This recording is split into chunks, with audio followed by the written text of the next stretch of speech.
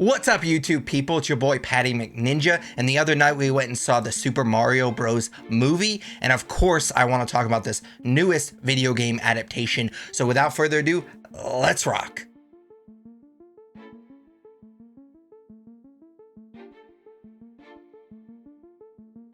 And there was a lot of chatter, myself included, when they announced the voice cast for this film, most notably Chris Pratt as Mario. People were losing their actual minds over him being cast as Mario.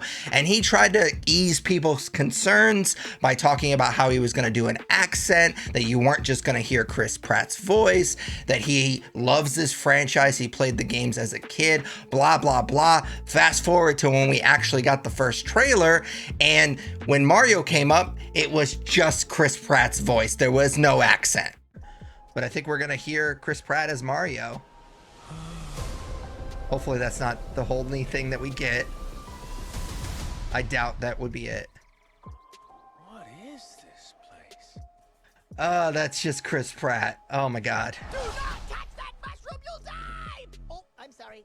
That one's perfectly fine. Come on, He nailed it. I mean, Chris Pratt did not nail it. That's just Chris Pratt, and that's disgusting. But he's not even trying to do a voice, but Keegan-Michael Key as Toad is, mwah, he's so good. And obviously that was disappointing. However, outside of the Chris Pratt stuff, the closer we got to the release date and the more promo material we got for the Super Mario Bros. Movie, the more excited I got. I'm a huge fan of this franchise. I've been playing the games since I was a little kid, so I was obviously psyched to get an animated version of this franchise. I especially loved the art style. I thought outside of Chris Pratt, I thought the rest of the cast were on their A game, especially Jack Black as Bowser. Keegan-Michael Key as Toad was also great. And it just felt like it was made with love. We got a lot in the promo material that made me really, really excited. You got some Super Smash Bros, you got some Mario Kart, you got Luigi's Mansion. There was a lot of evidence that the people involved making this film really understood what made the franchise tick and wanted to bring that to the big screen. All that being said, we have finally gotten to see the actual movie, which was released on Wednesday, April 5th. It was directed by a duo of directors, Aaron Harthath and Michael Jelinek. Not sure if I pronounced either one of those last names correctly, so I apologize. That duo has been known for their work on Teen Titans Go. This film was a joint effort by Illumination, the studio behind the Despicable Me films, Universal Pictures, and of course, Nintendo. And I am a big fan of animation films. I've grown up with them. I've grown up with Disney animation and Pixar most notably, and I've really pushed back at the notion that just because a film's animated doesn't mean that it's just a kid's movie.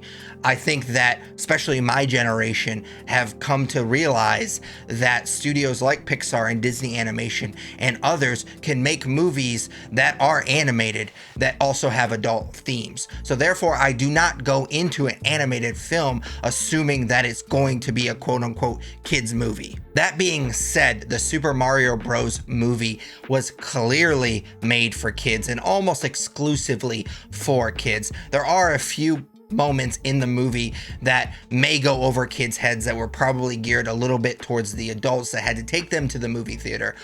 But for the most part, this is a kids movie. And I think a lot of that has to do with the fact that it has a paper thin plot. Some might say a Paper Mario thin plot.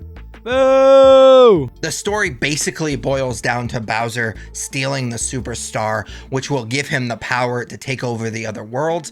Now, there is an ulterior motive that I didn't see coming to why he wants to do that I won't spoil here, that leads to some very funny moments. But for the most part, Bowser is basically just your generic bad guy that wants to take over the world. And that's where Mario and Luigi come in. They get sucked into a warp pipe that while they're in that pipe, they get separated, and Mario finds Princess Peach and trains with her to stop Bowser and save his brother. And that's basically it. There's nothing really complicated about this plot. That's why I feel like this movie is way more geared towards kids than I would expect an animated film to be in 2023.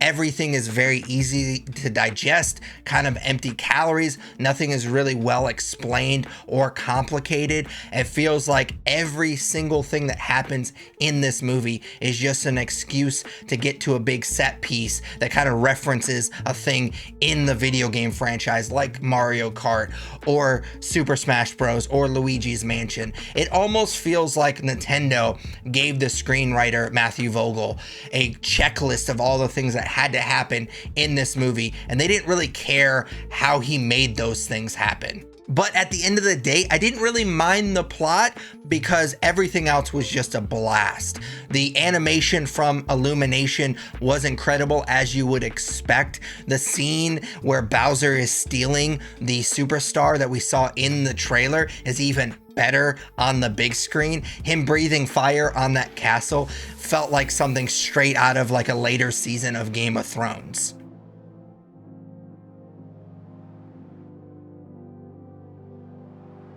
Again, while I do think that most of this film was geared towards kids, there was definitely some jokes that were geared more towards OG Mario players like myself. Especially there's a character that's imprisoned with Luigi that's super dark that I won't spoil here, but I did get quite the kick out of. I think that's gonna go over a lot of kids' heads.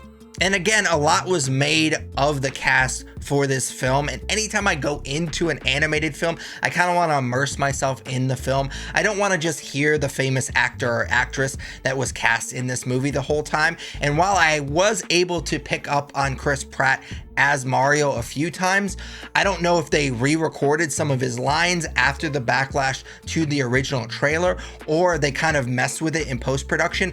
I didn't really hear it as much as I thought I was going to. I kind of forgot about the Chris Pratt thing as this movie went along.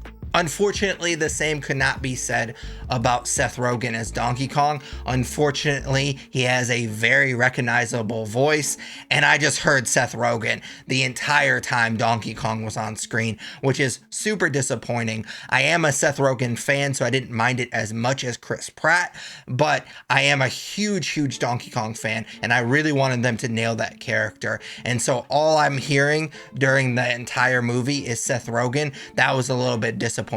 And as I mentioned earlier, I loved Jack Black as Bowser and Keegan-Michael Key as Toad in the trailer, and the same can be said about their entire performance in this film. They absolutely killed it, especially Jack Black as Bowser. He had a lot of comedic moments that I absolutely ate up in this film. I thought he did a great job, especially he has a few rock ballad moments in this movie that I thought were pitch perfect, considering he is a phenomenal singer. I'm a huge fan of his rock band Tenacious D, and I thought he absolutely killed it as Bowser. Speaking of music, the Mario franchise has the best music in all of video games, so the filmmakers would be absolute morons not to use it, and luckily they did not make that mistake. They definitely leaned heavily on the music from the original franchise, which of course I appreciated. However, there was a scene where they used a cover of Take On Me during the Kong part of this film, and it was way too long and it felt very much out of place. So outside of that small nitpick, I thought the music was phenomenal in the Super Mario Bros. Film. While I do think the Super Mario Bros. Movie leaves a lot of meat on the bone when it comes to the plot, it is a fun hour-and-a-half film that has a breathtaking art style, great music, and an all-star cast. So out of 5 stars, I would give this film 3. But as always, those are just my thoughts. I'd love to hear yours in the comments down below. And of course, if you enjoyed this video, definitely smash that like button, as the kids say. Consider subscribing. If you do subscribe, ding that bell. I post weekly gaming related content, so if you enjoy that type of stuff, definitely consider subscribing and dinging that bell. But until next video, take it easy. What's up, YouTube people? It's your boy Patty McNinja, and this is my boy Yoshi, aka Kitty Boy, and we were just talking and we agree that since you made it this far in the video, you might as well subscribe. You wouldn't want to disappoint Kitty Boy, would you?